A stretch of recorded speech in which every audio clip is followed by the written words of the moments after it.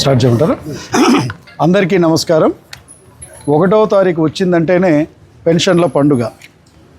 ఈరోజు గిద్దలూరులో ఏదైతే టౌన్లో ఉన్నారో మనకి 11వ వార్డులో ఏదైతే మా సోదరులు ఉన్నారో ఎస్సీకి సంబంధించినటువంటి రమేష్కి సంబంధించినటువంటి వార్డులో ఇక్కడ పంపిణీ చేయడం జరుగుతుంది. 3,263 పెన్షన్లకు గాను 1,49,63,000 రూపాయలని ఈరోజు పంపిణీ చేయడంలో 85% పైన ఇప్పుడు మనకి అయిపోవడం జరిగింది. ఇదే కాకుండా నియోజకవర్గ వ్యాప్తంగా 38,000 పైచులకు పెన్షన్లకి 17,22,00,000 రూపాయలు ఇవ్వడం జరుగుతుంది.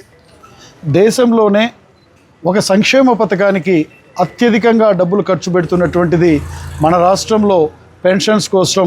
అది కూడా సంవత్సరానికి 33,000 కోట్ల పైచులకు డబ్బుల్ని పంపిణీ చేయడం జరుగుతుంది. దీన్ని బట్టే మనకు స్పష్టంగా అర్థమవుతుంది రాష్ట్ర ప్రభుత్వం, ఎన్డీఏ ప్రభుత్వము, గౌరవ ముఖ్యమంత్రి చంద్రబాబు నాయుడు గారు పేద వర్గాల పట్ల, అది ఓఏపీ పెన్షనా, విడో పెన్షనా, దివ్యాంగుల పెన్షన్సా, అసలు ఆ పెన్షన్స్ ఏంటి 4,000, 6,000, 10,000, 15,000 ఈ విధంగా ఇస్తూ ఖచ్చితంగా 1వ తారీఖు నాటి నుంచి 2-3 తారీఖుల లోపలనే పెన్షన్ డిస్ట్రిబ్యూషన్ అనేది కంప్లీట్ చేయడం జరుగుతుంది. ఇది ఒక్కటే కాకుండా రేపు ఈ నెలలో మనకి తల్లికి వందనం కార్యక్రమాన్ని తల్లుల ఖాతాలో వేయడం జరుగుతూ ఉంది. అలాగే శ్రీశక్తి పథకం ద్వారా ఆర్టీసీ బస్సులో ఉచిత బస్సు ప్రయాణం, కొన్ని కోట్లాది మంది ఇప్పటికీ ఈ యొక్క బస్సు ప్రయాణాన్ని మహిళలు ఉపయోగించుకోవడం జరిగింది. అలాగే మనకి రైతులకు అన్నదాత సుఖీభవ మొదటి విడత క్రిందటి నెలలో మనకు డబ్బులు కూడా వేయడం జరిగింది. ఈ విధంగా ప్రభుత్వం అనేటువంటిది ఒకవైపు సంక్షేమాన్ని పెద్ద ఎత్తున అందిస్తూ, రెండవ వైపు అభివృద్ధిని కూడా పూర్తి స్థాయిలో చేస్తున్నటువంటి ప్రభుత్వం ఎన్డీఏ కూటమి ప్రభుత్వం, ముఖ్యమంత్రిగా చంద్రబాబు నాయుడు గారి నేతృత్వంలో.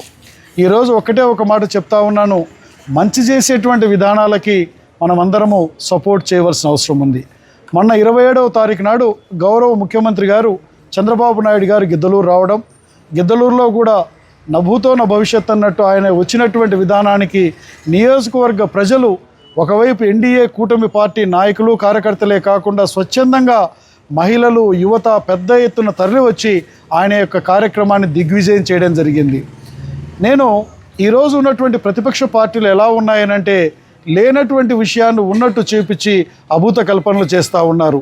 ముఖ్యమంత్రి గారు ఆ రోజు స్పష్టంగా చెప్పారు, కులాలు మతాలు అనేటువంటివి మీరు చూడవద్దు, ఏదైతే మంచి చేస్తున్నటువంటి పార్టీని నిరంతరం గెలిపించినట్లయితే అభివృద్ధి చేయగలుగుతాం, సంక్షేమాన్ని అందించగలుగుతాం అనేటువంటి స్పష్టంగా చెప్పారు. నేను అదే విషయాన్ని ఇక్కడ కూడా చెప్తా ఉన్నాం. గిద్దలూరులోనే కాదు, నియోజకవర్గ వ్యాప్తంగా కూడా ఈరోజు ఎన్డీఏ కూటమి ప్రభుత్వంలో సుపరిపాలన అందిస్తూ ఉన్నాం. ఎక్కడ కూడా ఇబ్బందులు లేకుండా టౌన్లోనైతే డ్రైన్స్ కానీ, రోడ్స్ కానీ, మంచినీటి సౌకర్యానికి కానీ, విలేజెస్లో కూడా మంచినీటి సౌకర్యంతో పాటు సాగునీటి కల్పించేటువంటి విషయము, రోడ్లు ఇచ్చేటువంటి విషయము, ఇవన్నీ చేయగలుగుతున్నాం. మంచి చేస్తున్నటువంటి ప్రభుత్వాన్ని ఆశీర్వదించండి. ఏదైతే గతంలో 2019-24 మధ్యన పరిపాలన చేసినటువంటి వైఎస్ఆర్ కాంగ్రెస్ పార్టీ పరిపాలన ఏ విధంగా ఉందో ఒకసారి చూడండి. అటువంటి దుర్మార్గమైనటువంటి పరిపాలన మరలా మనం తెచ్చుకోవద్దు. కారణం ఏంటంటే మన పిల్లలు ఉద్యోగాల కోసం అల్లాడిపోయారు, ఒక కొత్త ఉద్యోగాలు లేవు. అలాగే రాష్ట్రంలో ఉన్నటువంటి సామాన్య మానవుడికి అన్ని విధాలుగా ధరలు పెరగడంతో పాటు సామాన్య మానవుడిని ఇబ్బంది పెట్టినటువంటి ప్రభుత్వం నాటి వైఎస్ఆర్ ప్రభుత్వం అయితే, పేద వర్గాలకు వెన్నుదన్నుగా నిలబడేటువంటి ప్రభుత్వం నేటి ఎన్డీఏ కూటమి ప్రభుత్వం చంద్రబాబు గారి నేతృత్వంలో తెలియజేస్తూ ఈరోజు పెన్షన్లు ఇస్తూ ఉంటే వారి కళ్ళలో ఆనందాన్ని చూస్తూ ఉన్నాను.